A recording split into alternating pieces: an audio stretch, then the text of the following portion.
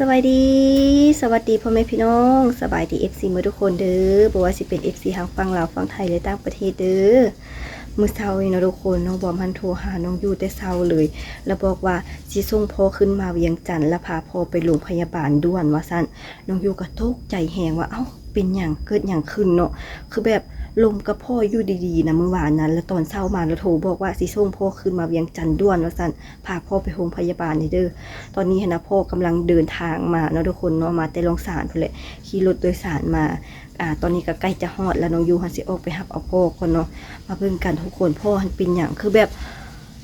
พ่อหั่นน่ะอาการนะทุกคนบ่ค่อยได้บ่งบอกว่าเจ็บนั่นเจ็บนี่ใดนอกจากว่าเป็นแห้งแล้วจึงฮู้จังซี่นะน้องยูก็แบบโอ้ยบ่ฮู้ว่าพยาธิพ่อตอนนี้หั่นน่ะเป็นจังได๋เนาะทุกคนก็คือช่วงก่อนหันเข้าโรงพยาบาลหั่นน่ะหมอบอกว่าติดเชื้อในกระแสเลือดว่าซั่นมาสุดนี้หันคือแบบมีแต่อันเป็นของทุกคนพ่อนะคือว่าเลยเนาะเพิ่นเฒ่าแล้วจังซี่นะสุขภาพก็ทรุดโทรมลงบ่คือตอนยังหนุ่มจังซี่นะทุกคนบ่เจ็บก็ได้เจ็บจังซี่นะไปทุกคนเดี๋ยวตอนนี้เฮาสิไปรับเอาพ่อก่อนเนาะพ่อใกล้สิฮอดคิวรถแล้วก็คือป้าน้ำไผเนาะไผพามาเลยตอนแรกไผก็เมื่อบ้านพุ่นแหละเพิ่นเมื่อบ้านได้ 2-3 มื้อแล้วว่าสิพากันไปลิ้นว่าซั่นแล้วบ่สุดท้ายยังบ่ได้ไปลิ้นซะบ่จักค่ะนะเอาไปมาได้มาส่งพ่อขึ้นมาเวียงก่อนซั่นนะทุกคนไปจะไปรับเอาพ่อก่อนนำกันก่อนเนาะป้าโตเท่าใดป่าละนะเจ็ดสิบเป็นผู้มั่นต้นเศษ3เป็น5ทุกโต70หมดว่ะ70ที่ตรงนั้นที่หน้าเป็นแสนนี้เป็น70 5ต่อให้ง่ายเท่าใดก็ตัวละ70พันเป็นที่73ที่หน้าเป็นแสนนี้เนี่ยเป็น6อันนั้นไม่เป็น80 เอาตัวนี้ให้แน่ตาคุณเหรอตัวนี้ เดียวบ่ แม่นอันนี้ก็แม่นว่ะ70พันนี่ไปเอาตัวนี้ก็ได้เอาตัวนี้ให้แน่ตัวนี้ตัวเดียวแม่นเข้าโลเท่าใดเอาโลนึงตอนนี้ก็คือมาแวะซื้ออันกินให้พ่อนะทุกคนเนื่องจากว่าเพิ่นเดินทางมาแต่โรงศาลเพิ่นก็น่าจะบ่ทันกินข้าวสวยดอกส่วนมาฮอดพี่มันก็สวยมาฮอดพี่มันก็สวยก็เลยว่าสิซื้อปลาไปให้พ่อก่อนปิ้งปลาเนาะย่านมาฮอดแล้วหิวข้าวแห้งนะทุกคนตอนนี้เฮาก็มารับเอาพ่ออยู่คิวรถแล้วเนาะก็คือขี่รถไอ้ปลามานำตอนแรกว่าสิบ่ทันมารับแล้วแต่ว่าทันเสยทุกคนตอนนี้มาฮอดคิวรถละว่าป้าไปดิอยู่ใส่ทาเนาะปลาปูอดีนี่เนาะเป็นอย่างพี่คือโปรทันมาซะไอ้เกียวรถจักรมาน่าจะมามื้ออื่นเขาว่านะฝนตกว่ะคือดูว่ามันเมื่อยว่ะขี่รถจักรจังว่าบ่ฮู้ดิเห็นอีแม่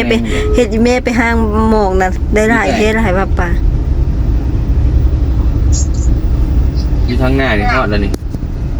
อยู่ข้างหน้านี่นะมาเลยแม่ยี่จอดข้างตุกๆนี่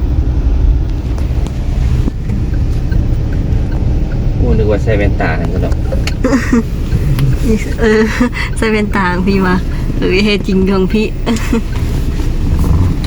มันมีเครื่องหลายที่เบิ่งมายิ้มให้ปล่อย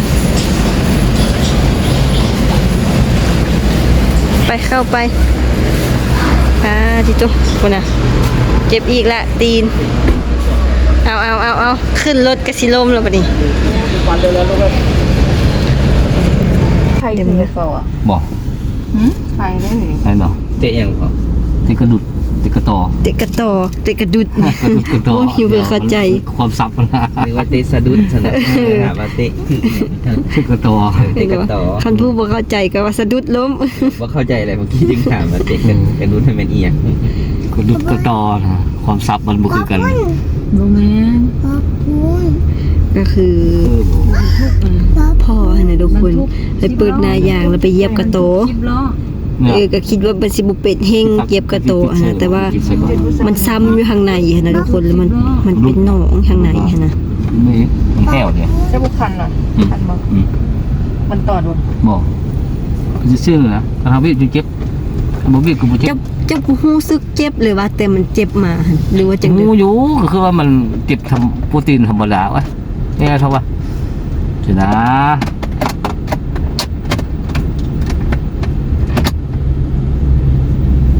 วันนี้ไปสักยาอยู่ฮะ3 เข็ม 4 เข็มแล้วเอาน้ำนองนี่ก็ยังออกบีบยังออกตลอดเอาบ่ได้เด้เลยวะจะได้มาพี่อีกแล้วอ่ะโดนแล้วได้บ่ได้มา ไม่อยากมีคิดฮอดติ ถ้ามันลูกเพิ่นได้บ่เอาไป พอดี บ่ได้ไป 7 เดื ด อ อน กเขาบ่เหมือนบ่ฮู้ซ้ำนะ บ่ฮู้เลยว่าตัวเองมีน้อง อืม ป้าโท น้ำมัน รู้สึกตัวเหยียบมันแล้วก็เจ็บอยู่ซื่อๆยันมันซ้ำไหนซื่อ อยู่คนแล้วเจ็บมันก็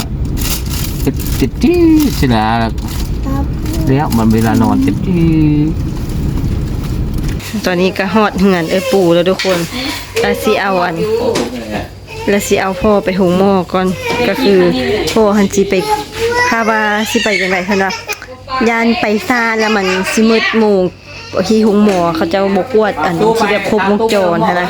ก็เลยว่าสิเอาพ่อไปก่อน เรื่องใส่แบบนี้แน่นี่เจ๊ ไปนำทางนี้ก็ไปนำแน่ ทางนี้ก็ฟ้าไปนำแน่เพื่อสิเอาพ่อไปเนาะน้องยูหันน่าจะบ่ได้ไปนำทุกคนเดี๋ยวท้าฟังผลอยู่เฮือนเอาว่าพ่อหันสิเป็นจังได๋ทุกคนเพิ่นสิให้นอนบ่พ่อหันคือว่าแหละเจ็บน้อยนึงกับมีพยาธิหลายอันเพราะว่าพยาธิประจำตัวเด้แล้วก็เป็นเบาหวานเด้จังซี่หั่นน่ะทุกคนเอาหมวดก็นอกออกก้อนมันจึงใส่ได้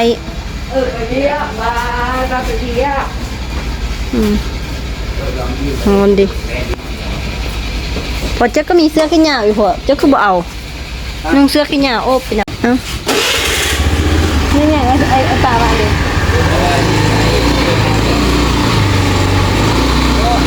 เป็นอันเดียวอีกแล้วโอ้ยแขนกระเจ็บประเด็นนะครับใส่เสื้อกระเจ็บแขน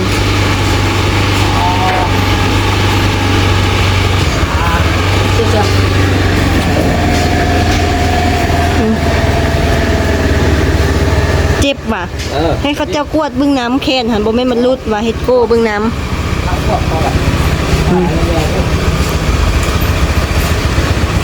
เข้า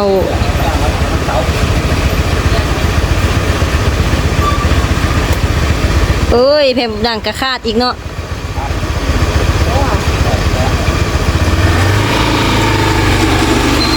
เดี๋ยวเฮาสิฟังผลอยู่บ้านที่ทุกคนเพราะว่าฟ้าวไปหั่นแน่นะคันว่าสิกินข้าวพ่อยังบ่ได้กินข้าวเด้คันว่าสิกินข้าวลาญาณอันเขาจะบ่กดเลือดให้อย่างน้อยคันว่าไประบบกดเลือดนะเพราะว่าพ่อมีพยาธิหลายอันต้องได้กวดครบวงจรคันกวดบัดนึงก็ได้โอเคเดี๋ยวถ้าฟังผลเนาะตอนนี้นะพ่อนะมาจากโรงหมอแล้วทุกคนเนาะแล้วหมอเพิ่นก็ได้เอาบาดแผลพ่อไปล้างนี่เจ็บพลาเมนเจ็บอยู่นี่ทุกคนเจ็บอยู่โปรตีนบ่ดิโปเลยว่ะตอนนี้ก็มาแล้วก็กินข้าวบ่ได้เอาเลือดเอาเดินไปเจาะตีเขาเจ้าบ่ได้เจาะเลือดให้เขาเจ้าให้ไปล้างบาดทุกๆมื้อว่ะ3 วันมื้อละเทื่อแล้วหาว่าเป็นแรกก็แล้วเศร้าก็แล้วแต่ว่ามื้อนั้นเราต้องเลยล้างถ้าว่าเป็นแนวใดหั่นนะคันว่ายังบ่ดีนะหมอสิเอาอันน้ำเสือน้ำอันนั้นนะทุกคนเขาเดี๋ยวก็อันนี้นะสิเอ็นว่าจะได้ให้มันสุภาพประมาณนั้นนะทุกคนสิเอาไปกวดเอาไปน้ำนอกไปปลูกเสื้อมึงว่าไปปลูกเสื้อบึงยากเลยเพราะว่าพ่อหั่นน่ะคันว่าบึงอาการจังซี่นะปกติอีหลีได้ทุกคนคันว่าแบบสุดแล้วจึงลงบัดเดียวเลยบ่ได้บ่งบอกว่าสิเป็นค่อยๆลงคือแบบปกติแบบคนอื่นนะบ่คันสิลงแล้วมันบุบบัดเดียวเลยบึ้งจังซี่คือปกติทุกอย่างที่อันคันว่าเราเป็นนั่นเป็นนี่ก็คือกันทุกคนถ้าบึ้งปกติทุกอย่างบัดสิเป็นแล้วมันลงบัดเดียวเลยสุดบัดเดียวเลยตอนนี้ก็ให้พ่อกินข้าวกินน้ำก่อนตอนนี้น้องยูก็มาส่งพ่อไว้อยู่ห้องเนาะมาพักผ่อนอยู่ห้องนี้เมื่อกี้นี้อยู่เหือนเพิ่นนะทุกคนก็คือพ่อหาไปหุงหมอมาละหมอหาเพิ่นก็ได้ล้างบาดให้แล้วก็เอายามาให้กินมื้ออื่นนี่สิเอาไปล้างบาดอีกเทื่อนึงเนาะแล้วก็สิเอาไปกวดเทื่อละขั้นทุกคนคือแบบพ่อนะเป็นหลายอันแฮงเจ็บกกแขนนี่เด้เพิ่นว่าคือแบบมันหลุดนี่แต่ว่ามันบ่หลุดแต่เฮาสามารถที่จะสิได้นะแต่ว่าเฮ็ดจังซี่นะทุกคนมันจักเจ็บเพิ่นว่าซั่นเนาะก็เลยว่าโอ้ยเป็นหลายอันแท้ แล้วเบิดก็ไออีกไอหั่นนะเคยไปซักยาแล้วเพิ่นว่าก็บ่ลงแล้วก็ไอตลอดเลยคือแบบซ้ำเหือเลยหั่นนะเพิ่นเอิ้นหั่นนะแต่ว่าถามว่าไอซ้ำเหือบ่ก็บัดบ่แม่นเพราะว่าสิว่าจังไดอาการมันคือแบบหลายอันหั่นนะทุกคนนี่แหละเนาะเพิ่นว่าตอนที่เฮาบ่เป็นหยังก็ว่าแต่เฮานี่สบายแข็งแรงบัดมันเจ็บเป็นมาก็คือแบบเจ็บบัดเดียวล้มบัดเดียวเลยหั่นนะทุกคนแล้วมื้ออื่นนี้น้องยูหั่นนะสิพาพ่อไปล้างบาตรอีกเทื่อนึงก่อนเพิ่นให้ล้างบาตร3มื้อเรียนเนาะทุกคนเนาะแล้วตอนนี้น้องยูหั่นสิออกไปตลาดก่อนเพราะว่าส่งพ่อให้พักผ่อนอยู่ห้องนี่ล่ะทุกคนแล้วสิออกไปตลาดซื้อของอันยูอันกินมาแต่งกินไว้ทามาแต่งกินให้พ่อกินตอนแลงโอเคทุกคนคลิปนี้น้องยูกับศิลาทุกคนไปก่อนเด้อเดี๋ยวเป็นจังไดน้องยูมาอัปเดตอาการพ่อให้เบิ่งอีกเทื่อนึงเนาะมื้อนี้ก็มีแต่พ่อขึ้นมาตอนแรกคันแม่นเพิ่นลงไปลิ้นอยู่บ้านเนาะทุกคนแล้วก็ขึ้นมานำเลยแล้วอายกับแล้วแม่นลงไปลิ้นอยู่บ้านแล้วบัดสุดท้ายขึ้นมาเอาพ่อขึ้นมาก่อนก็มีแต่กับพ่อขึ้นมาแล้วพุ่นแหละ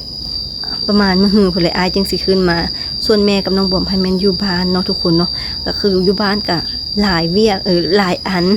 แล้วก็เฝ้าเฮือนได้สินะเพราะว่าช่วงนี้ขี้รักก็หลายพี่น้องขี้รักมันขี้รักเด้อขี้รักอย่าง